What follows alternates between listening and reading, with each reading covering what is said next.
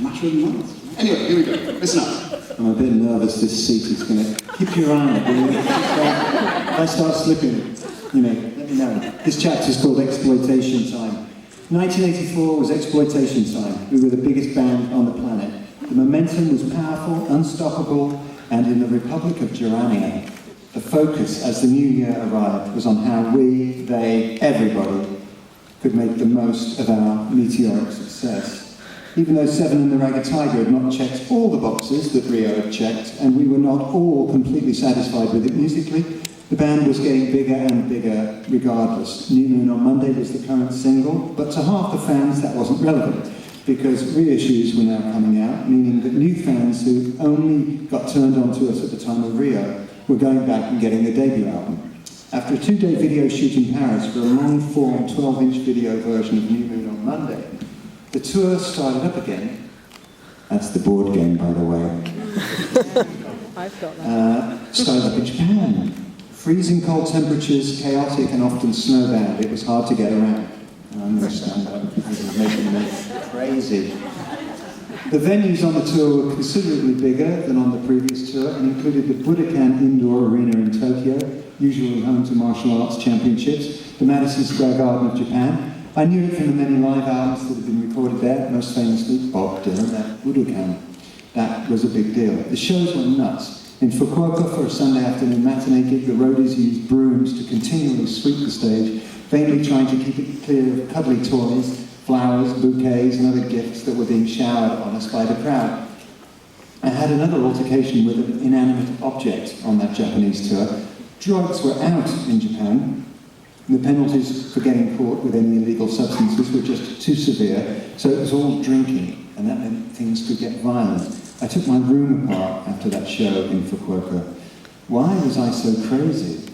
As much as anything, it was due to lack of sleep. The daily workload of press interviews, photo sessions, and generally being a superstar on 4 hours of sleep was taking its toll. One place where the energy level was not lacking was on stage. For those 2 hours every night, we amped our performances up to the max, even when we were wading through 6 inches of cuddly toys. It was our way of pushing back against that teeny block thing that was threatening to envelop us. Whenever we walked out onto the stage now, we had something to prove, that we were not who they thought we were, that we were louder, angrier, more aggressive and darker than they could possibly allow themselves to imagine. Seven and the Ragged Tiger is a beautifully textured record, but it didn't hit you viscerally in the way the earlier albums had. So live shows became an opportunity to compensate for that. We were playing fantastically well, in spite of the drugs and the hangovers. The guitars got louder, the tempos got faster. I was wearing my bass lower on my hips, fucking the audience hard. Harder than the virgins out there would have ever been able to handle. Who wrote this? I chose to I wouldn't have come if I'd have known I was supposed to read this. Then there's a little bit of, I'm not going to read that. Next stop was America, where everything had changed since we played MTV's New Year's Party at the end of '82. Both Rio and the reissued first album had gone platinum, and Seven and the Ragged Tiger was on its way up the charts. We had become superstars. We made the cover of Rolling Stone with the heading The Fab Five, and the night the magazine came out on newsstands, we played our first date at the Seattle Center Coliseum. It was our first headlining show in a US basketball arena, not a style of venue we were familiar with, close to British arenas like the NEC in Wembley, but much, much bigger. Tiered sides that reached the roof, 110 feet in the air, and a floor in front of the stage reserved for general admission that every night was a heaving mass of female teenage female bodies. Even before the lights went down, girls were being stretchered away and treated for panic attacks and dehydration. It was like that date in Brighton in the summer of '81, when we got screamed at for the first time. But this time it was 18,000 American teenagers screaming, crying, losing themselves in a Duran-provoked frenzy. It was like somebody had given the entire audience drugs. We tried, God knows. We couldn't hear the monitors, we couldn't hear ourselves play. It was awesome, but it was also kind of scary. It was also kind of awful, scary.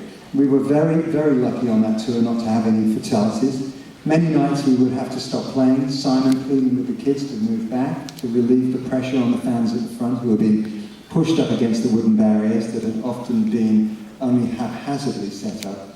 There had been several well-publicised crowd disasters, The Who in Cincinnati, David Cassidy at White City, and we were all well aware of the potential for calamity.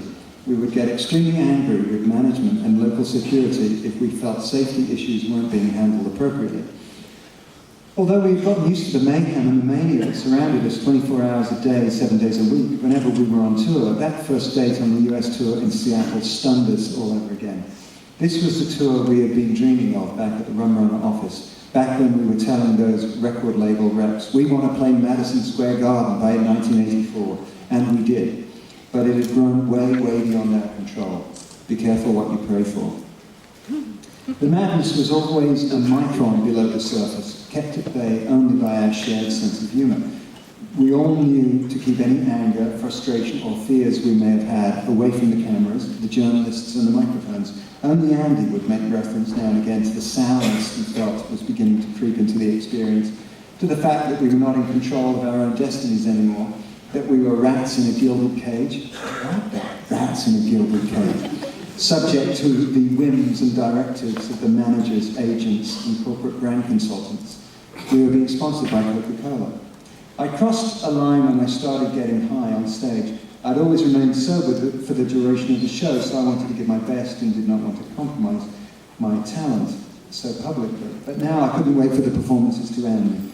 I wanted to take back control of my life, and getting high felt like that, at least by giving control to the drug. I was taking it away from all these other forces that I felt I was being controlled by. I was anxious to get to the end of the main set, head for the backstage bathrooms and snort up $100 worth of coke through a rolled up $100 bill. It felt so big time, so rock star. And I would tell myself it gave me the capacity to absorb all the incredible energy that the audience was hurling at me.